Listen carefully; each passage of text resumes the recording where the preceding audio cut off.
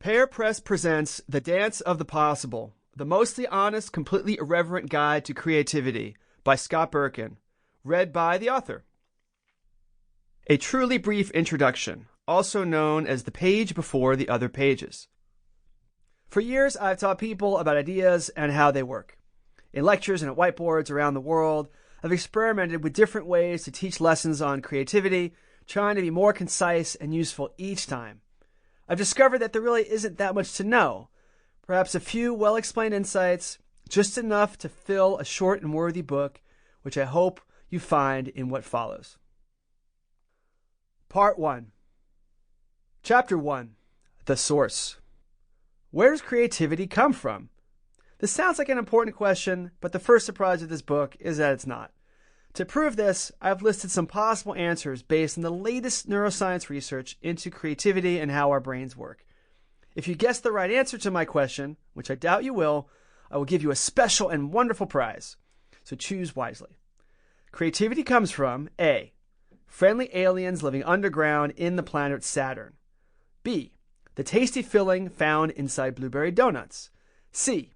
An invisible gas that is released only when you finish a nice bottle of wine. D. All of the above. E. Some of the above. Of course, these answers are both made up and wrong. But I admit that I hoped C was true, but after many experiments, I have to admit I was never able to stay awake long enough to see the gas, if it does exist. But I promise I will keep trying, as with the pursuit of all interesting ideas, persistence is required. Meanwhile, the only possible correct answer to my question is F, your mind. This seems obvious, yet when people decide they want to be more creative, they are willing to look just about anywhere except inside themselves. I know from years of study that most of what you need you already have, despite the books, seminars, and coaches that claim otherwise. I admit this is a curious way to begin a book about creativity, but I have to start here. My central premise is we must first undo the damage of popular misconceptions about ideas and how they work, and in that undoing, progress will naturally ensue. The best place to start is to recognize that creativity, as a subject of study, is a modern invention.